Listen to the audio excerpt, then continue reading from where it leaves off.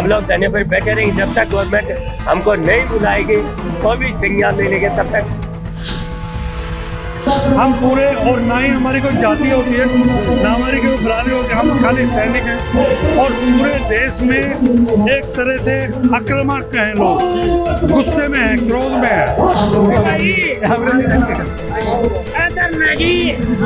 थोड़ी बता दोगे और बुजुर्ग बताओ है ये फौजी असली ना, फौजी असली फौजी है तो उनकी मांगने में तो सगड़ा फौजी मोदी का वोट तोड़ ला जाओ, मोदी की हाथ खड़ी अपना आप ही हो जाएगी। रोहित रिपोर्टर देख रहे सभी दर्शकों को स्वागत है। आज मैं भारत की राजधानी दिल्ली के अंदर जंतर मंतर पे मैं मौजूद हूँ। लगातार 154 दिनों से जो भूतपूर्व सैनिक जंतर मंतर पे बैठे थे, चाहे गर्मी हो, चाहे सर्दी हो, चाहे धूप हो, चाहे 50 डिग्री का टेम्परेचर हो, लगातार बैठे हुए 154 दिनों से अपनी मांग पे अड़े हुए हैं।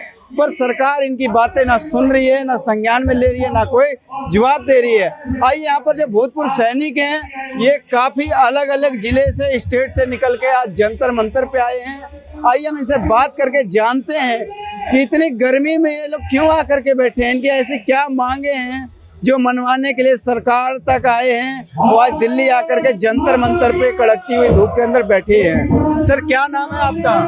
मेरा ऑनरी कैप्टन भवर सिंह राठौड़, मैं जयपुर से आया हूँ। जयपुर से काफ़ी 3-4 गाड़ियाँ हैं। हमारी मांग है कि ORFP जो 1 रैंक 1 संघ में जितनी वीक संगतियाँ हैं उसको गवर्नमेंट पूरा करे, क्योंकि इन्होंने कुछ वर्ग को दे दिया, बाकी को जवान से और जेसीओ तक, आंध्री कमीशन तक कुछ नहीं दिया।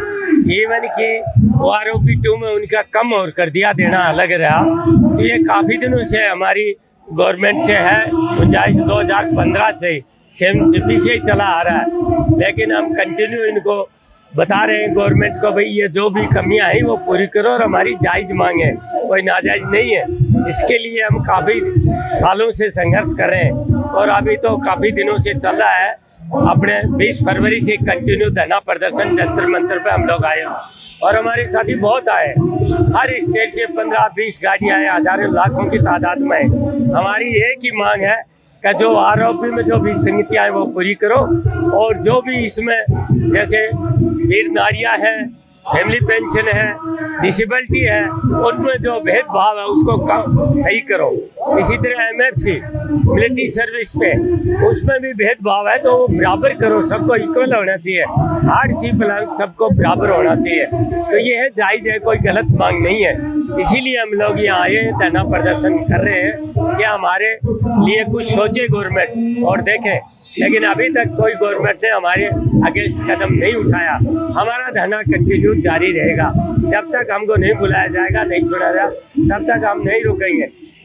ये है। कुछ लोगों का ये भी कहना है कि जो ये विसंगतियां हैं ये कोई मुद्दा नहीं है, ये जिद पर लोग बैठे हुए हैं जंतर मंतर पे, अपनी जिद के बहस की वजह से बैठे हैं। ऐसा कुछ नहीं है हम उनको प्रूफ करके दिखाएंगे। ऐसे कैसे जिद कोई, अब जो कोई किसी की मांग नहीं, किसी तरह कौन मानेगा, हम सबूत देंगे, उनके साथ सब सबूत देंगे, सबूत के साथ पेश करेंगे कि इसमें ये विसंगतियां हैं, हमारे साथ ये हुआ है, तभी मानेगी गवर्नमेंट, झूठ कब तक मानेगी। हम सही बात को लेके चल रहे हैं। हम यही कह रहे हैं गवर्नमेंट एक कोई रिटायर्ड जजों की एक कमेटी बना दे, वो डिसीजन दे, गवर्नमेंट को रिपोर्ट दे कि क्या कुछ इनकी मांग है, सही है, गलत है। हम उनको प्रूव करेंगे, हम लिख के देंगे भाई इसमें ये कमी है, इसमें ये कमी है। तो नीचे वालों को कुछ नहीं मिला, काफ़ी चीज़ें हैं जो अभी क्या बताऊँ आपको, उसमें काफ़ी चीज़ें हैं, हर रैंक के पीछे अलग अलग है। और इसी तरह से इन्होंने जो पे सेक्टर लिया है ना, उसमें बहुत सी कमियाँ हैं, किससे कैलकुलेशन कराया, कहाँ से किया, वो गलत है। और एक सिपाही से लेके ऑनरी कैप्टन तक बहुत ही कम है, जो कि नहीं होना चाहिए। जबकि ORFP लागू थी सिपाही और जेसीओ को, कम सर्विस में आते हैं उनको, बाकी को नहीं लागू थी। ठीक है, हमने कहा गवर्नमेंट ने दिया है, लेकिन नीचे वालों को नहीं मिला, ऊपर वालों को मिला। सबसे ज़्यादा वो खा गए जितना भी फंड था, हमारे लोगों को कुछ नहीं मिला। ये है, अभी भी इसमें कुछ नहीं है।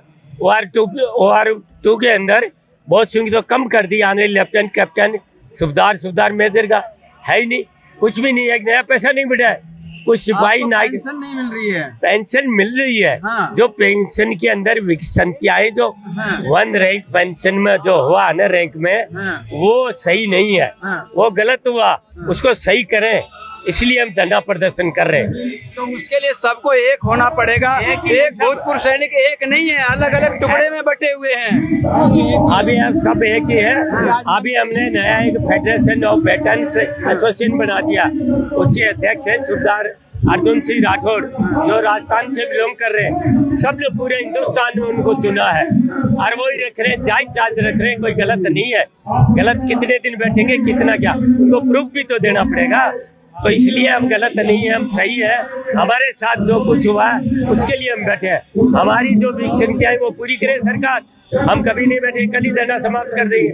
अच्छा, एक बात बताइए, जो वीर नारियों की बात आती है, विधवा पेंशन की बात आ रही है, तो यहाँ 154 दिनों में कोई वीर नारी, कोई विधवा आई नहीं है जंतर मंतर प्रदर्शन के लिए। बहुत आई नहीं आ सकते। वीर नारी का क्या है, 9,000 8,000 पेंशन है, उससे बच्चे कैसे पढ़ते हैं उसके। इसी तरह आप सिपाही से ले लो, 15 साल में निकाल देते हैं। OROP 1 रैंक पेंशन उनको लागे, कम सर्विस में उसको घर जाना पड़ता है, इसलिए उनको ये लागू था नीचे वाली रैंक को, लेकिन ये ऊपर वालों को दे दिया और हमारे लोगों को नहीं दिया। इसलिए सब आक्रोश में है कि गवर्नमेंट हमारी सुनाई करे, सबको दे। डिसेबिलिटी का है, वीर नारियों का है, बहुत सी चीज़ें जो अभी आपको एक एक चीज़ की काफ़ी विसंगतियाँ है। हमारे से आके कोई मिले बताए तो हम एक्सप्लेन करके उनको बताएं। ऐसे नहीं कि हम ऐसे ही बैठे। हमारी मांग जायज़ है, गलत नहीं है, और उसी के पीछे हमारा ये उद्देश्य है।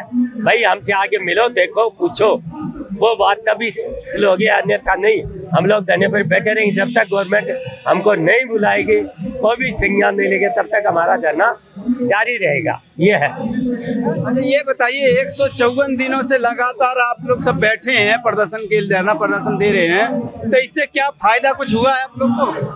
फायदा क्या, फायदा होगा, मतलब ये एक दिन सुनेगी, तब तक नहीं हम छोड़े कि अपनी ये जगह छोड़ेंगे नहीं। एक दिन गवर्नमेंट को सुनने पड़ी नहीं तो इनको अब जो इनके सरकार आएगी तो इसको वोट तोड़ देंगे, पूरे फौजी हो गए, एक वोट नहीं देंगे, सरकार डाउन हो जाएगी, हो गई, फिर कांग्रेस की आएगी, बीजेपी नहीं आएगी। ये बात मोदी जी का ये कहना है, पहले जब कांग्रेस की सरकार थी तो उन्होंने OROP 1 दिया ही नहीं था। मोदी की सरकार आई जब बनी OROP 2 मिला, लेकिन कम दिया है।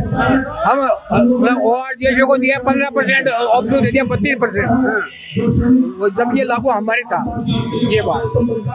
ये बताइए बाबा, आपकी उम्र हो गई, आपको घर में रहना चाहिए था, आप इतनी गर्मी में जंतर मंतर पे आए हैं। हमारे पेट के लिए आए हुए, हमारा जो मैंने मांगे वो पूरी नहीं दे रहे हमारे को पैसे, इसलिए हम धरना पर बैठने के लिए जंतर मंतर। गर्मी नहीं लग रही आपको? गर्मी तो बहुत लग रही है, पर करें क्या, पेट के लिए सब कुछ करना पड़ता है, गर्मी भी सहनी पड़ती है। लड़ाई के वहाँ जाते हैं तो गोली भी खानी पड़ती है, तो कोई फर्क नहीं पड़ता है। बस इतना ही कहूँगा। आपको गर्मी लग रही है नहीं लग रही है बताइए? गर्मी बहुत ज्यादा लग रही है।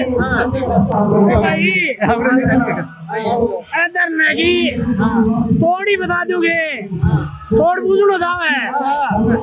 यदि ये फौजी असली ना, फौजी असली फौजी है तो उनकी मांगने ने तो सगड़ा फौजी मोदी का वोट तोड़ने ला जाओ, मोदी की घाट खड़ी अपना आप ही हो जाएगी और अपना आप मांग पूरी हो जाएगी। असली रोग है यो काम करते हैं फौजी। अभी मैं आपके पास ही आ रहा हूँ। सर, आप बताइए कि 154 दिन से लगातार धरना प्रदर्शन जंतर मंतर पे चल रहा है, फायदा क्या हुआ? फायदा एक तो मुझे तो जब सबसे बड़ा फायदा लगा कि हम मरे हुए जितने सैनिक थे ना, सब जिंदा हो गए। सबसे बड़ी बात तो संगठन पैदा हुआ, और आज ये संगठन का ही नतीजा है जो इतनी पब्लिक यहाँ पर है। मेरे ख्याल से जहाँ तक भी नजर जा रही है लोगों की, पूर्व सैनिक है, और फायदा भी इसका आज जरूर निकलेगा, कुछ न कुछ रिजल्ट अवश्य निकलेगा। आज कहा जा रहा था कि 23 जुलाई को 28 लाख सैनिक जो हैं वो लगभग जंतर मंतर पहुंचेंगे। यहाँ पर 28,000 की भी संख्या नहीं दिख रही है। नहीं, 28 लाख कैसे पहुंचेंगे? 28 लाख तो टोटल पेंशनर हैं, लेकिन यहाँ आप कम बता रहे हैं 28,000। कम से कम यहाँ पर आज 1-1.5 लाख आदमी है, 1-1.5 लाख है। देश के कोने कोने से लोग आए हुए हैं, और पूरा आज हमारा मकसद सिर्फ देश को अपना संगठन बताना था, तो संगठन हमने बता दिया है। और हर हालत में जैसे भी हमारे जो फेडरेशन अध्यक्ष है वो आदेश करते रहेंगे, वैसे हम काम करते रहेंगे और अपनी मांगों के बिना मंजूर हुए यहाँ से जाने वाले नहीं है। सुनील जी, ये बताइए, आप मेरठ से आते हैं, मेरठ के अंदर इन चीजों को लेकर के क्या हलचल चल रही है? क्योंकि ज्यादातर भूतपूर्व सैनिक जो है मेरठ से आते हैं। नहीं, ये नहीं कहना गलत है। मेरठ से आते हैं, पूरे देश से पूर्व सैनिक हैं। कोई जिला तो इतना ज्यादा है जिसकी कुछ हद नहीं है। हम पूरे, और ना ही हमारी कोई जाति होती है, ना हमारी कोई बिरादरी होती है, हम खाली सैनिक हैं। और पूरे देश में एक तरह से आक्रामक हैं लोग, गुस्से में हैं, क्रोध में हैं, कह नहीं रहे हैं। कुछ लोगों का ये भी कहना है कि जो जंतर मंतर में बैठे हैं, जब उनको मिलेगा तो हमें भी मिल जाएगा, हम क्यों जाएं? देखो, बहादुर, कम बहादुर, कायर हर समाज में होते हैं। तो हमारे भी कुछ भाई ऐसे हैं जो सामने नहीं आना चाह रहे हैं, अपनी नौकरी कर रहे हैं, खेती कर रहे हैं। लेकिन कोई बात नहीं, हम जितने भी हैं बुजुर्ग, खासकर देखो वो हमारे पास 90 साल के वेटरन खड़े हैं, ये सभी 60 से ऊपर के हैं। तो सबकी लड़ाई हम मिलकर लड़ रहे हैं। साथ ही मैं आपके द्वारा दूसरे लोगों को बताना चाहता हूं कि दूसरों की बेइज्जती मत करो, अपमान मत करो। जो शब्द आप दूसरों को कहते हो उनको ये सोचो कि वो मुझे आएंगे तो मुझे अच्छा लगेगा या बुरा लगेगा। साथ ही पहले भी मेरी आपसे कई बार बात हुई है, यहाँ आते हैं हम जंतर मंतर पे, बहुत लोगों से बात होती है। मेरा कहना हर बार यही होता है, दुश्मनी जमकर करो पर इंतहा इतनी रहे, घर कभी हम दोस्त बन जाएं तो शर्मिंदा ना हो। क्योंकि एक बहुत बड़ा परिवार है, सेना से बड़ा परिवार दुनिया में कोई नहीं है। एक्टिव भी और नॉन एक्टिव भी, पेंशनर भी और सर्विंग पर्सन भी, और सबके अंदर प्रेम है। सबके अलग अलग काम थे, लेकिन आज हम यहाँ एक हैं और उम्मीद है सरकार मानेगी, जरूर मानेगी। आज यहाँ पर एक होकर के धरना प्रदर्शन जो कर रहे हैं सभी भारत के कोने कोने से जो भूतपूर्व सैनिक को बुलाया गया है, मकसद क्या है, उद्देश्य क्या है आप लोग का?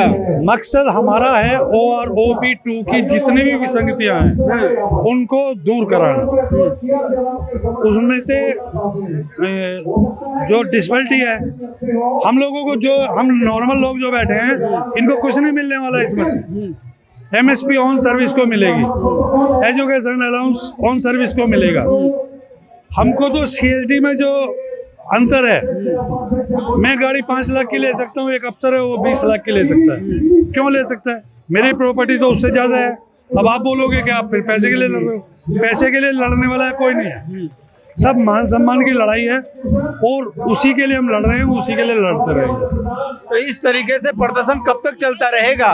कब मानेगी सरकार? जब तक सरकार नहीं मानेगी तब तक चलता रहेगा। नहीं मानेगी तो जैसे हिमाचल प्रदेश, पंजाब, अभी एक चुनाव हुआ था इधर कर्नाटका, जहाँ जहाँ चुनाव होते रहेंगे वहाँ सैनिक उनको बाहर करते रहेंगे। एक सैनिक के साथ कम से कम 10 वोटें हैं।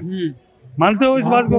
उसके माँ बाप हैं, उसके पति और पत्नी हैं, 2 बच्चे भी जरूर होंगे, 1-2 और उसके भाई मेंबर जरूर होंगे।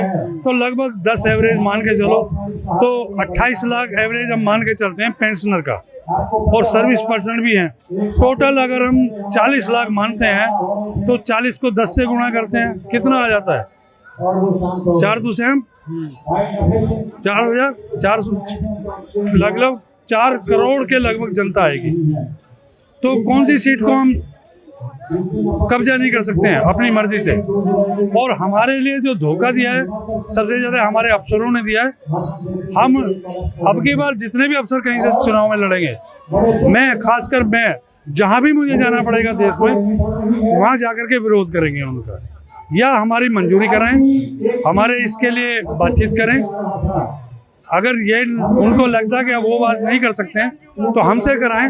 हमारे पास एक से एक वेल क्वालिफाइड लोग हैं वो सब बात कर सकते हैं। कुछ लोगों का ये भी कहना है जो भूतपूर्व सैनिक है, जो फौजी, एकता की बात होती है, एक नहीं है, सब बटे हुए टुकड़े टुकड़े में। जब तक एक नहीं होंगे, जब तक मांगे नहीं मानी जाए, कैसे मानेंगे? नहीं देखो, एक तो सब हैं, लेकिन सबकी कंडीशन अलग अलग होती है। किसी के बच्चे छोटे हैं, जो 35 एज में घर आ गया है, तो वो अभी अब तक अपना घर नहीं संभाल पाता है, पूरी उम्र उसकी सर्विस में निकल जाती है। तो इस चीज के लिए हमें सोचना पड़ेगा, समझना पड़ेगा, सब बराबर कभी नहीं होते हैं। हाँ, अलग अलग तरीके से सबकी कंडीशनें होती हैं, लेकिन सब साथ हैं। अच्छा, एक मिनट।